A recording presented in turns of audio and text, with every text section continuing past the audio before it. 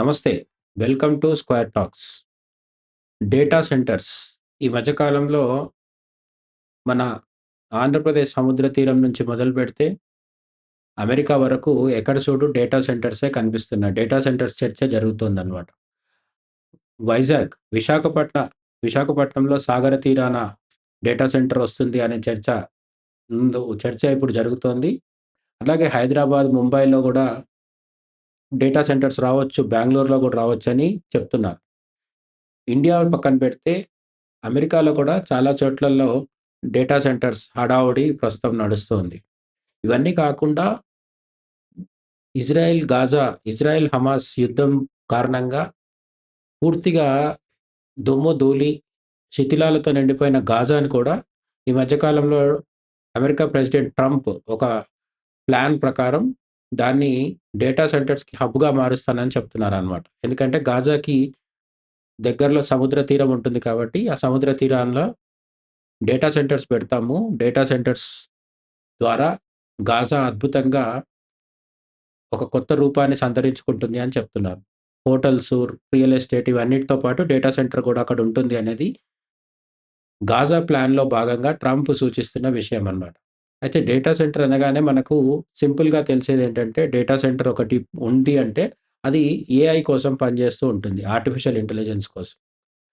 ఆహ్, Gemini, ChatGPT లేదంటే Grok ఇటువంటి పెర్‌ప్లెక్సిటీ ఇటువంటివి నడవాలి అంటే మనకు క్షణాల్లో లోతైన విశ్లేషణతో కూడిన ఇన్ఫర్మేషన్‌తో కూడిన సమాధానాలు ఇవ్వాలన్నా, అందమైన బొమ్మలు వేసి ఇవ్వాలన్నా, వీడియోస్ తయారు చేసి ఇవ్వాలన్నా ఇవన్నిటికి కూడా ఏఐ నడవాలి అంటే పెద్ద పెద్ద డేటా సెంటర్‌లు అవసరం.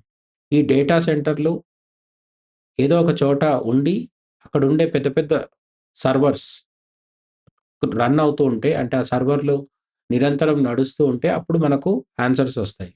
సో, మనము ఒక ఏసీ రూమ్‌లో కూర్చొని మన స్మార్ట్ ఫోనో లేదా ల్యాప్‌టాపో, కంప్యూటరో పట్టుకొని దాని మీద ఒక ఏఐ సర్వీస్‌ని ఉపయోగిస్తూ ఒక వీడియో గాని, ఫోటో గాని లేదంటే ఒక చాట్ గాని, ఏఐ చాట్ గాని చేసినప్పుడు మనకు చాలా సింపుల్‌గా ఇదేదో డేటాకు సంబంధించింది అని అనుకుంటాం. కానీ ఈ డేటా వెనుక డ్రాట్ ఉందనే విషయం చాలా మందికి తెలియకపోవచ్చు. డ్రాట్ అంటే ఇంగ్లీష్‌లో కరువు అని చెప్తాం. అంటే నీరు లేని స్థితిని డ్రాట్ అంటారు. అంటే ఫెమైన్ లాంటిదనమాట. అయితే ఈ డేటా సెంటర్‌లు డ్రాట్‌కి ఎందుకు కారణమవుతున్నాయి అనేది మనం ఆలోచించినప్పుడు, ఈ డేటా సెంటర్‌లు నడవాలి అంటే తప్పకుండా అవసరమయ్యే ఒక ప్రధానమైన వనరు ఏంటి? సహజ వనరు అంటే నీరు. ఎప్పుడైతే సర్వర్‌లు వేడెక్కిపోతాయో, డేటా సెంటర్‌లలో పనిచేసే సర్వర్స్ ఎప్పుడైతే వేడెక్కిపోతాయో వాటిని కూల్ చేయడానికి స్వచ్ఛమైన నీరు వాడి వాటిని కూల్ చల్లబరుస్తూ ఉంటారనమాట. ఏ రేంజ్‌లో అటువంటి స్వచ్ఛమైన నీరు వాడుతుంటారు అంటే మనుషులు వంటకి, తాగడానికి, స్నానం చేయడానికి ఇటువంటి నిత్యావసరాల కోసం వాడే శుద్ధమైన జలాలని తీసుకొచ్చి ఈ డేటా సెంటర్‌లలో సర్వర్స్‌ని కూల్ చేయడానికి వాడుతున్నారు. అవి ఎంత పరిమాణంలో, ఎంత రేషియోలో వాడుతున్నారనేది విన్నప్పుడు మనకు కొంత షాక్ అయ్యే అవకాశం ఉందన్నమాట. పెద్ద పెద్ద డేటా సెంటర్స్‌ని తీసుకుంటే రోజుకు 5,000,000 గ్యాలన్‌లు నీరు వాడతారని చెప్పి రిపోర్ట్స్ చెప్తున్నాయన్నమాట.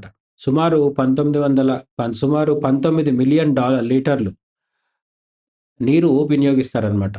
అంటే మనం చెప్పుకున్న విధంగా 5,000,000 గ్యాలన్‌లు అంటే 19,000,000 లీటర్లనమాట.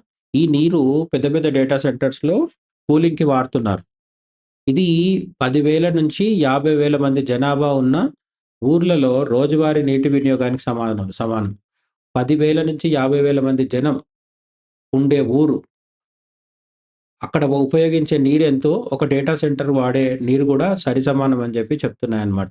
అంతమంది జనానికి కావాల్సిన నీటిని కేవలం ఈ డేటా సెంటర్‌లు వాడేస్తున్నాయి అని కొంతమంది ఆందోళన వ్యక్తం జేస్తున్నారు.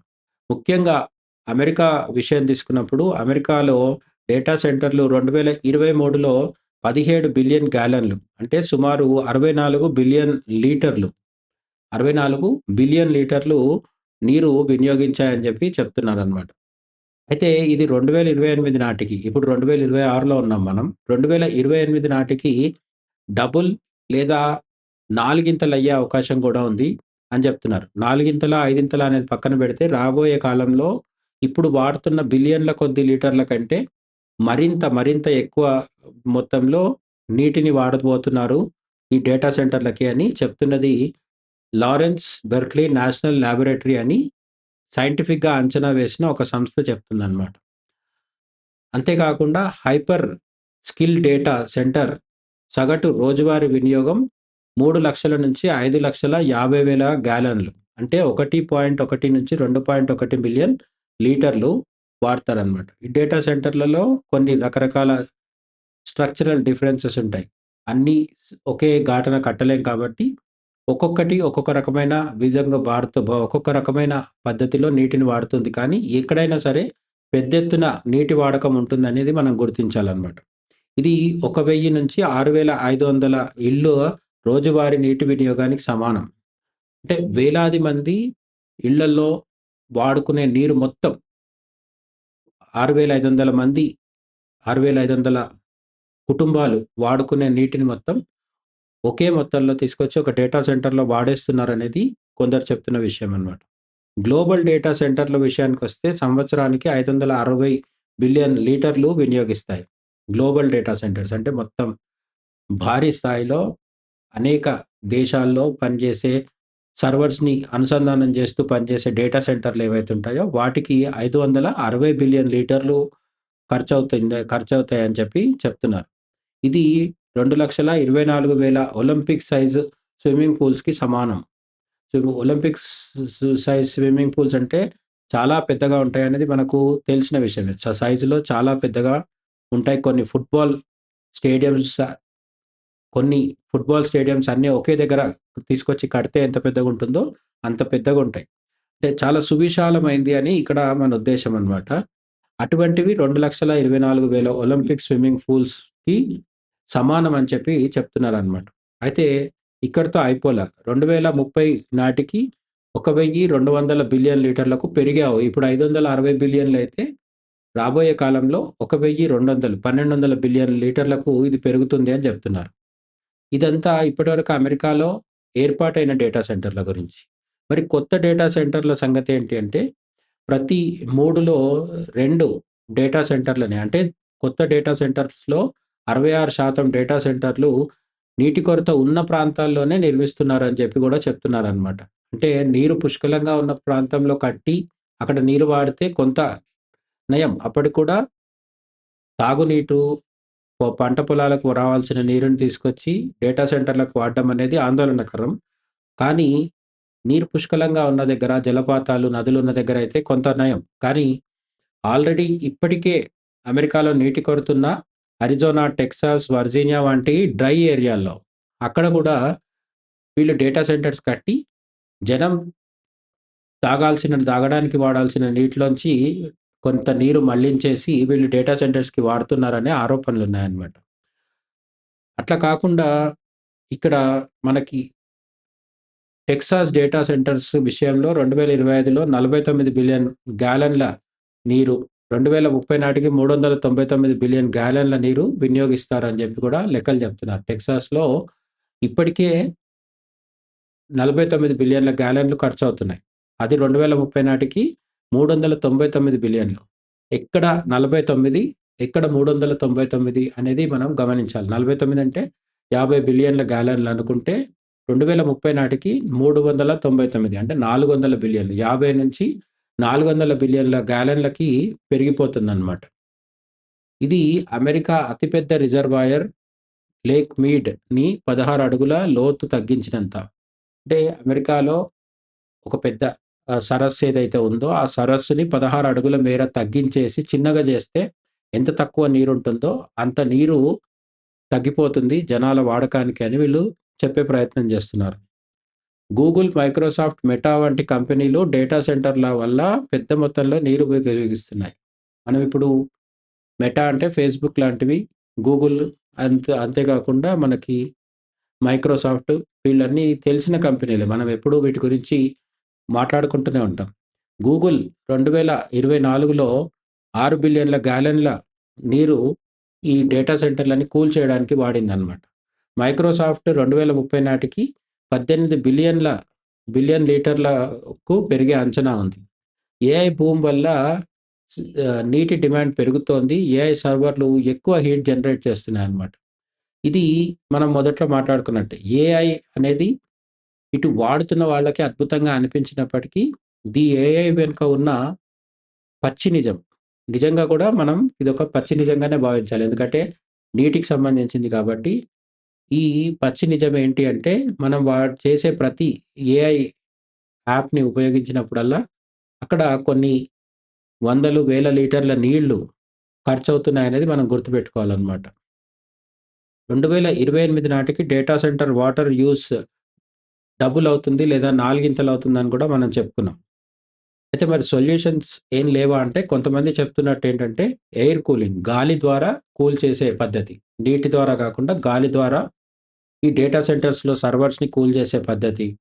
ఇమ్మర్షన్ కూలింగ్, రీసైకిల్డ్ వాటర్ ఇటువంటివి వ ఇటువంటి ఆప్షన్స్ కూడా చూపిస్తున్నారనమాట. ప్రత్యామ్నాయాలని చూపించడం జరుగుతుంది. దీనివల్ల 70% నీటి వాడకం తగ్గుతుంది అని కొందరు లెక్కలు చెప్తున్నారు. అయినప్పటికీ కూడా 70% తగ్గినా గూడా, అప్పటికి గూడా ఈ నీరనేది, ఎందుకంటే ఇప్పటికే భూమి మీద చాలా దేశాలు, అమెరికా, యూరోప్ కాకపోవచ్చు కానీ మిగతా ఖండాల్లో, భారతదేశం లాంటి చోట్ల కూడా చాలా చోట్లలో ఏ డేటా సెంటర్ లేనప్పుడు కూడా కరువు ప్రాంతాలనేవి కొన్నుంటాయి.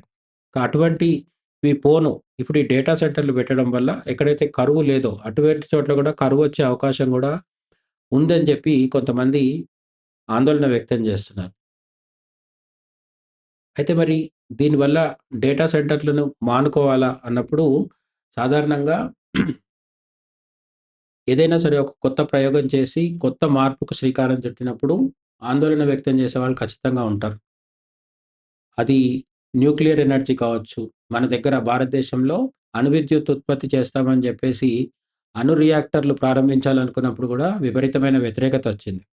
అలాగే చాలా సార్లు పెద్ద పెద్ద డ్యామ్స్ కడుతున్నప్పుడు అనేక ఊర్లు మునిగిపోతున్నాయి, గ్రామాలు మునిగిపోతున్నాయని గూడా నిరసనలొస్తూ ఉంటాయి.